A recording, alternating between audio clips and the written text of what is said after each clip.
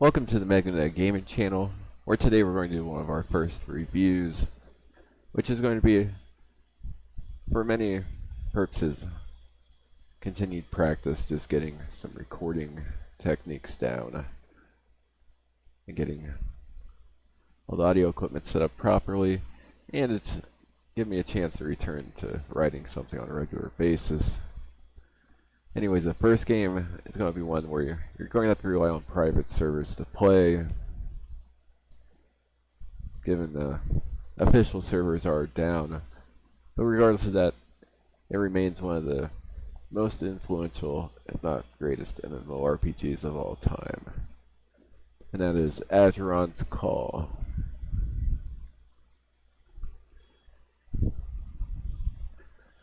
Asheron's Call is an open-world MMORPG with over 500 square miles of terrain to traverse, dozens of towns to explore, hundreds of sites of interest to check out, and numerous dungeons.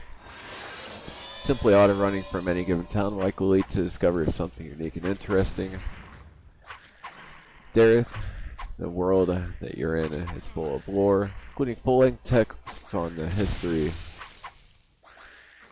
of the island and numerous other aspects of society. It's a believable world with a mixture of species and races who entered a portal after hearing the siren call coming from it, after a mage named Asheron, experimenting with portal magic, managed to create a bunch of random portals throughout the universe. Arriving on the island, forced to either fight, unite, or if nothing else, make a new life for themselves in this new world.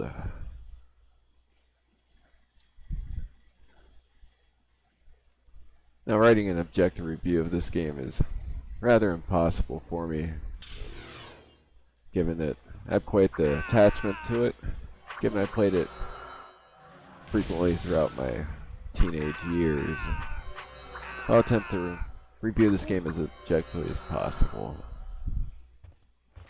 This game was released in 1999, with Microsoft publishing and assisting with hosting for Turbine's creation. Turbine's the company that created it. At the time, the competition consists of Ultima Online and EverQuest, two games that are still online today, without having to rely solely on private servers to keep the game alive. Asheron's Call offered a larger world and has one of the arguably best character creation and leveling systems of any RPG. Now, it does have some issues with grind. It is a rather grindy game at times, requiring either large chunks of time investment or relying on the use of add-ons and macros to assist with some of the higher level XP hunting. Begin your journey immediately after entering a randomly generated portal, leaving the pain and suffering of your own world behind. You're even given a note that you wrote your loved ones before you left. In the early days, you're simply just entered the game just in the middle of town with no instruction and few items of value. However, that was during the first few years of new people entering Dareth through these portals. Society progressed, and as a result of identifying exactly where the portal exits were located, academies were created to help train new players.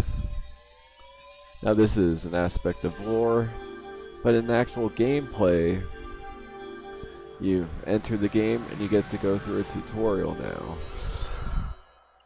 This is quite common throughout this game, where gameplay and lore are intertwined, creating an environment that is believable and immersive.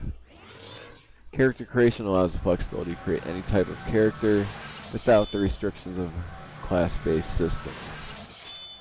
But to be honest, only a few select builds are viable for endgame content, if one desires to be an all-around crafter. Various systems in the game must be exploited to level the character.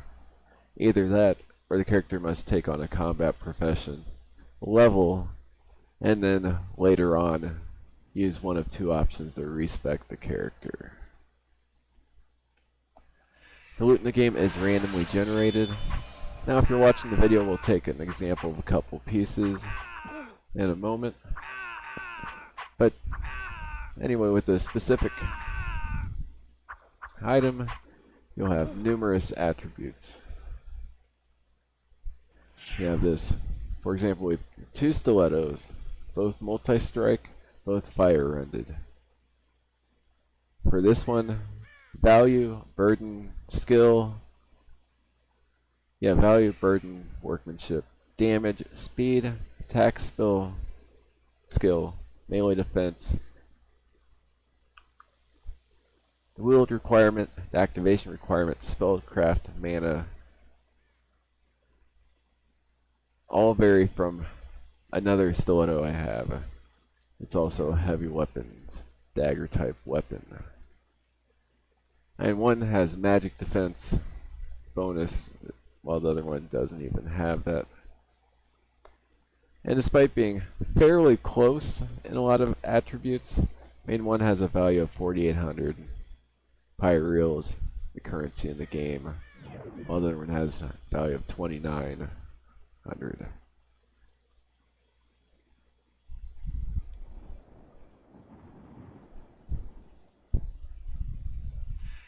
You can also take these items and through the use of weapon, armor, item, or magic item tinkering, you can augment these items and improve them. You can also do that with armor, you can do that with casting items, with jewelry, with numerous items in game.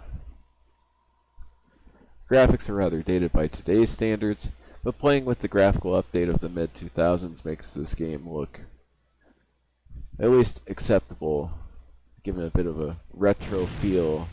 It's still clear enough to understand what's going on.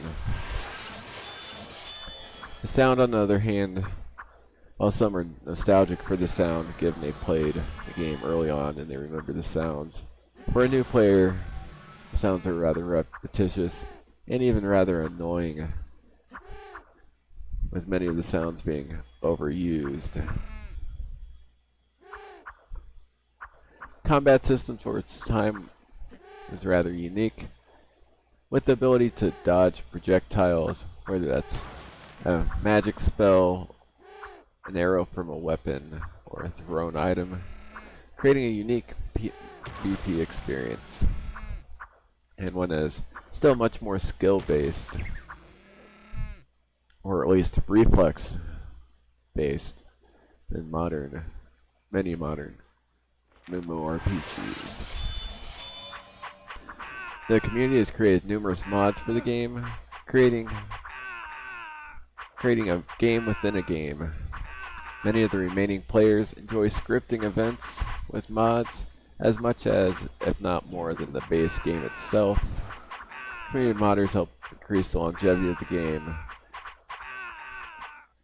Even though the official servers are offline as of a couple years ago, the game lives on through the modding community and programmers creating emulators to help keep the content alive.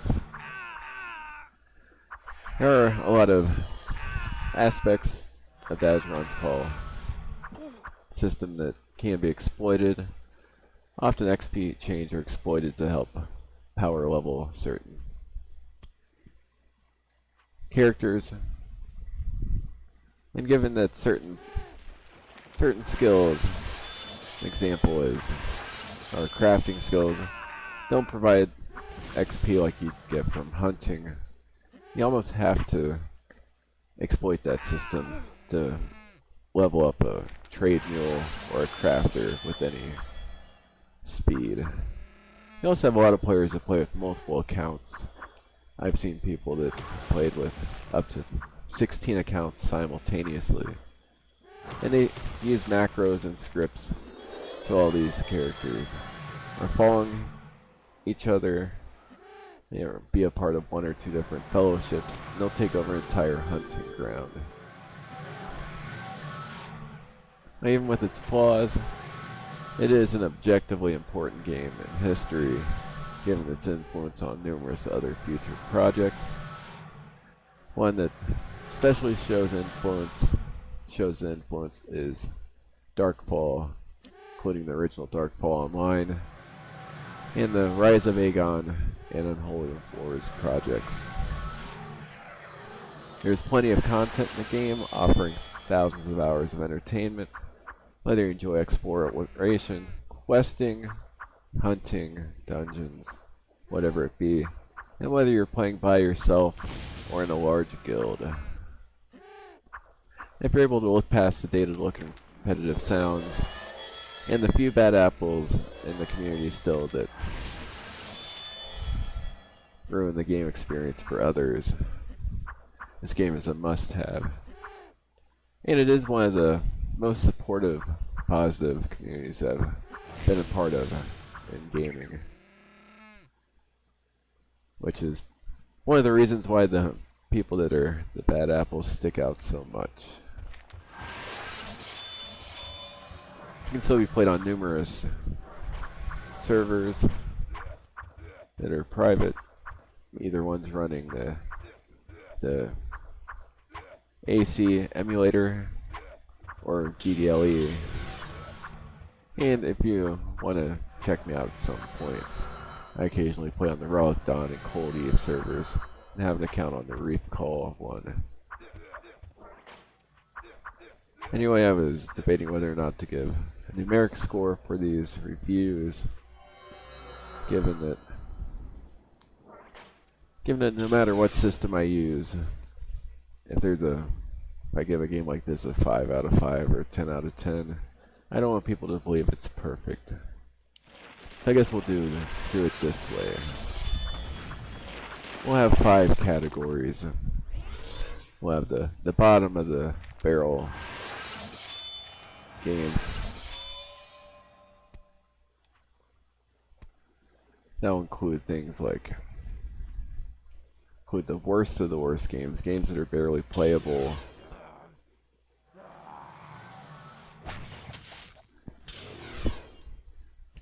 Then we'll have the next level up, which are the below average games. Ones that, unless you really, really enjoy playing games in that genre, you probably won't even want to check out. And even then, you'll probably be rather disappointed. Third, we'll have the average games, which be something to check out. If you like the genre, you may or may not like it. Just take different factors like theme, game type, etc. into account before deciding to purchase the game. Or you might want to just purchase it on sale. Then we'll have the good, the above average, the good category, which are games you should check out, but they're just not quite to the top level. The top level are going to be the masterpiece games. Ones that have multiple factors that were influential on the future gaming community and are important games for everybody to check out. This one will go in the masterpiece category. It's an example of what you can do with a lot of motivated developers that were highly creative were able to put together, despite having the technology of the mid-90s to work with. They were able to put together a massively multiplayer online game with a giant world that people still enjoy to this day. Anyway, hopefully you enjoyed the review, and please like and subscribe, comment on the video. Have a great day.